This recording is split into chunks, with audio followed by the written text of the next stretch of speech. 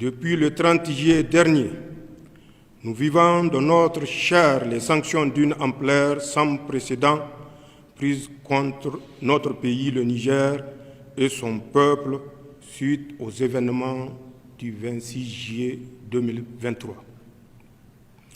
Ces sanctions visent notamment à nous priver des ressources financières indispensables au fonctionnement de nos institutions, à entraver notre vie quotidienne et à étouffer notre économie et le petit commerce. En outre, ces sanctions vont jusqu'à priver délibérément nos laborieuses populations de tout approvisionnement en produits alimentaires et pharmaceutiques. Finalement, comme s'il y avait un plan visant le démantèlement de notre pays, la CEDEAO s'apprête à agresser le Niger en mettant sur pied une armée d'occupation en complicité avec une puissance qui est étrangère à notre espace communautaire et à notre continent. Ces sanctions sont illégales parce que contraires aux principes d'intégration, de solidarité et de libre circulation dans une communauté telle que la CEDEAO. Ce caractère illégal est du reste attesté par la jurisprudence en la matière. Ces sanctions sont surtout inhumaines. Comment comprendre en effet qu'on laisse pourrir aux frontières des produits alimentaires et pharmaceutiques de première nécessité destinés à des populations dans le besoin? Comment comprendre que l'on impose à des populations des sanctions qui vont jusqu'à les priver de courant électrique en laissant les malades mourir dans les hôpitaux? Ces sanctions ne sont pas pensées dans une optique de recherche de solutions, mais pour nous mettre à genoux et nous humilier. Comme vous le savez, elles ont été prises sans consultation préalable, ni des autorités de transition, ni des instances régionales, ni des parlements nationaux, ni des populations sœurs des pays de la communauté. Nigériennes, Nigériens, mes chers compatriotes, ceux qui ont pris ces sanctions cruelles et menacent de tuer des milliers de Nigériens espèrent ainsi les diviser et imposer à notre vaillant peuple leur volonté. Ils pensent pouvoir nous contraindre à accepter par la force ce qui est profondément inacceptable, car contraire à nos intérêts vitaux et à nos valeurs cardinales. Ils veulent isoler notre pays à un moment où notre peuple a le plus besoin de la solidarité communautaire pour mieux faire face au terrorisme et à l'insécurité. Ils ne semblent pas mesurer l'ampleur de contre-coup qu'une agression militaire contre le Niger aurait sur toute la région. Ils semblent ignorer que c'est en grande partie grâce au professionnalisme et à la vaillance de nos forces de défense et de sécurité que le Niger est resté le verrou qui empêche les hordes de terroristes de déstabiliser l'ensemble de notre région. Heureusement, dans plusieurs pays voisins, comme lointains, membres de la communauté ou non, des leaders visionnaires et des populations solidaires ont exprimé et expriment leur opposition à toute intervention qui ouvrirait une véritable boîte de Pandore. Nigériennes, Nigériens, mes chers compatriotes, il est paradoxal que les réactions excessives entretenues par certains acteurs externes qui tentent d'imposer les médias une image caricaturale du Conseil national pour la sauvegarde de la patrie et de son action soient autant en déphasage par rapport aux aspirations du peuple nigérien. La réaction populaire observée dans tout le pays démontre pourtant à suffisance que l'action des forces de défense et de sécurité regroupées au sein du Conseil national pour la sauvegarde de la patrie répond clairement à l'exaspération de l'écrasante majorité du peuple nigérien qui se sent délivré.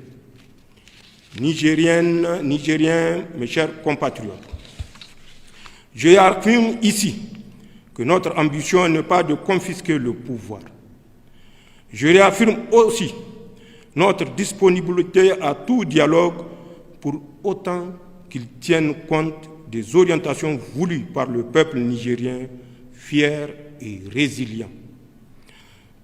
Toute approche coercitive et ignorant la quête de souveraineté, de sécurité et de bonne gouvernance exprimée clairement par la population revient à ignorer les dynamiques profondes en œuvre dans les pays sahéliens abandonnés à leur propre sort depuis plus de 10 ans par ceux-là même qui, au lieu de les aider à combattre les maux qui les assaillent, veulent aujourd'hui les agresser.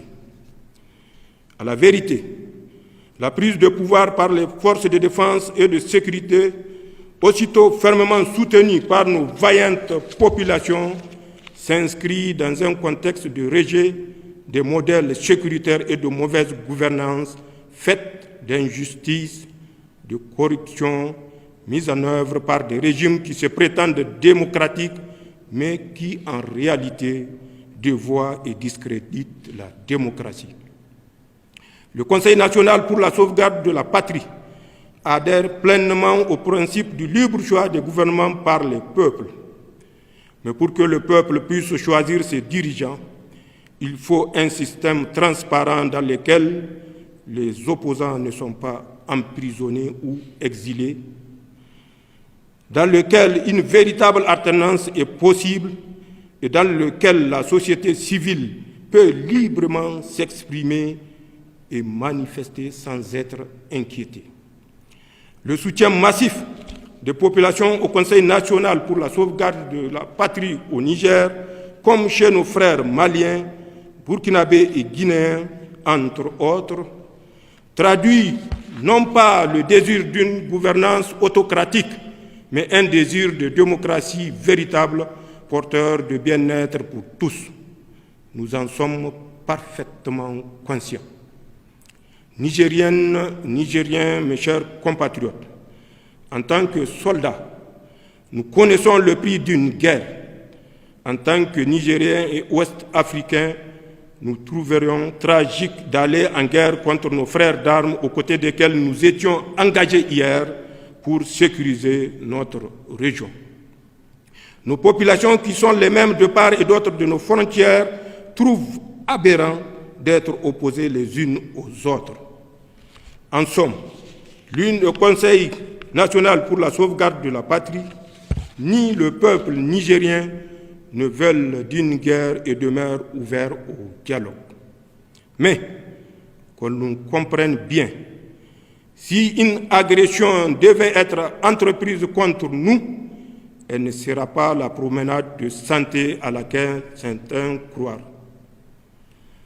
En effet, ils trouveront face à eux 26 millions de Nigériens, les dignes fils de Dunama Dibalami, de Idriss Alaouma, de Mohamed Kosso, de Mohamed Nafarko, de Amadou Tanimoun Kourandaga, de Suleiman Danchintouma, de Kausen Ag Kedda, de Tankasawa Agoragi, de Babari Soba, de Bawa Jangwarzo, de Akazama Ari Kulumba, de Mali Bero, de Ousmane Tanfodio, de Soni